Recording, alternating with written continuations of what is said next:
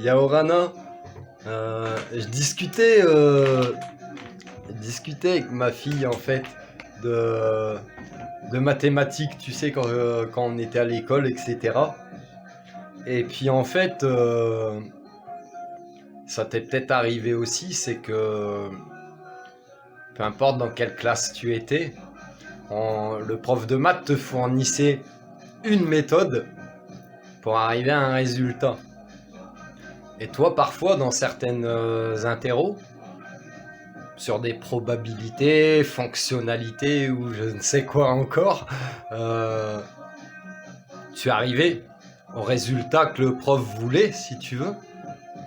Mais quand tu lui expliquais ton raisonnement, il ne comprenait pas. En fait, tu avais un autre raisonnement que la méthode qu'on voulait, dans laquelle on voulait te conditionner.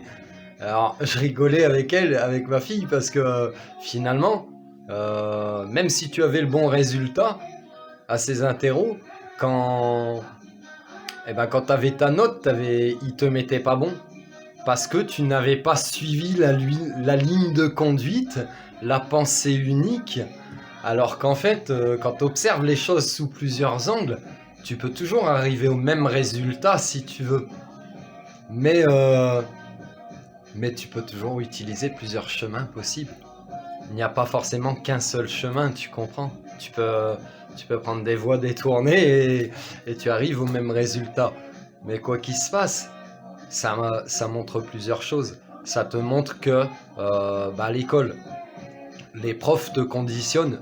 Ils sont eux-mêmes, faut pas leur en vouloir, ils sont eux-mêmes conditionnés pour t'enseigner une seule méthode qui est enseignée sûrement comme la vérité absolue.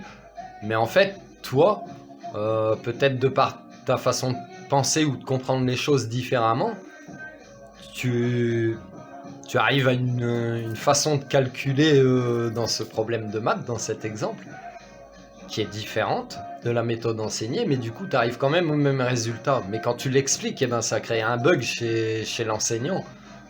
Mais non, ce n'est pas possible, etc. Donc ça, c'est un peu la pensée unique, le conditionnement, etc. Et c'est marrant, mais les maths, tu vois, finalement, rejoignent un petit peu la voyance où tu as toujours plusieurs possibilités. C'est comme la vie, de toute façon.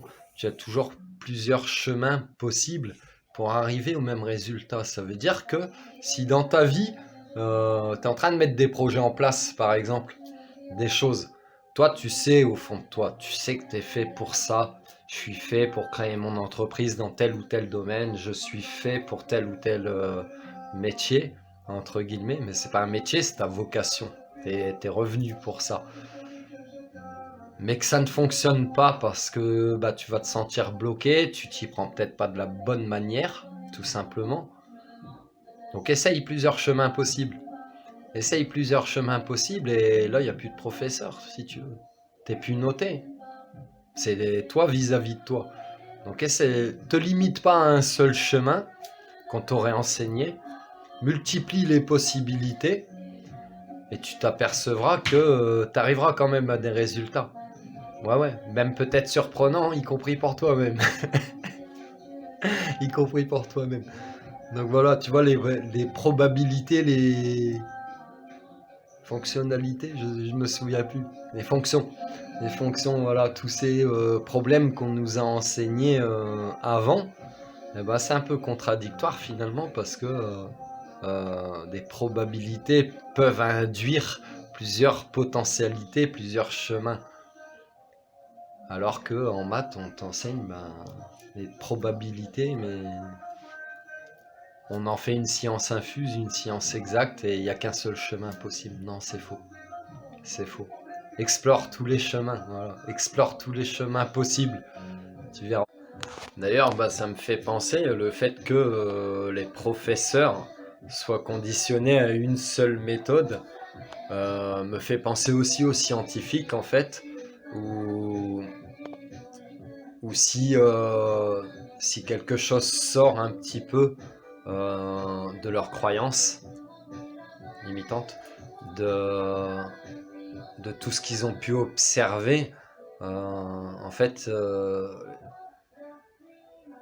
les gens qui ont qui enseignent ces matières ou qui les étudient, qui les vivent, etc., ont un esprit très très cartésien.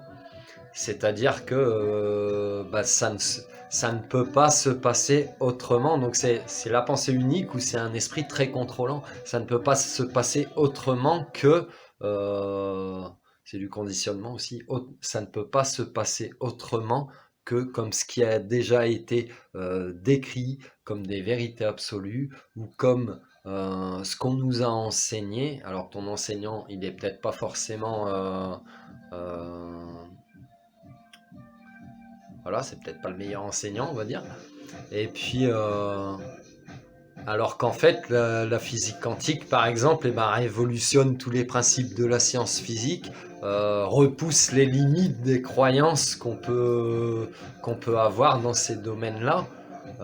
Donc en fait, on peut se poser la question, il y a une confrontation de conscience dans depuis quelques années et puis dans les années à venir qui est en train de se faire. Donc c'est une ouverture de conscience qui va se développer tout doucement, où en fait tout ce qu'on pensait comme des vérités absolues, comme des certitudes, va se révéler potentiellement des mensonges ou va se révéler des fausses croyances qu'il faudra extrapoler, adapter en fonction des compréhensions qu'on va en obtenir au fil du temps.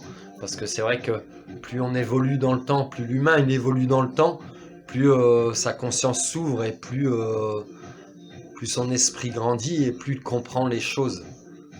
La condition d'avoir l'esprit ouvert.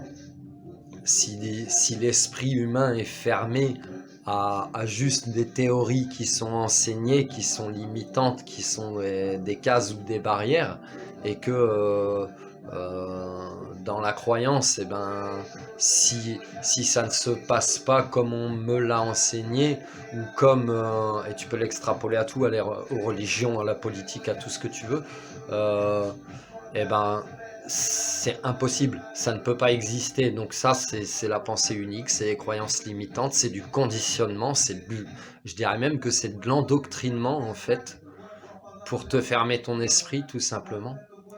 Ah ouais, pour te fermer ton esprit. Voilà, donc ouvre ton esprit,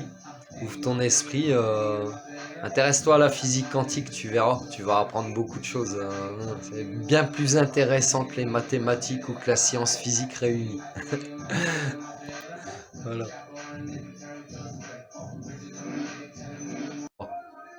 Voilà, je te laisse. J'espère que mes vidéos, elles te parlent, qu'elles t'aident dans ton développement personnel, spirituel.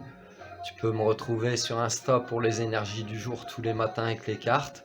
Tu peux t'abonner à ma chaîne YouTube, tu peux partager, tu peux liker.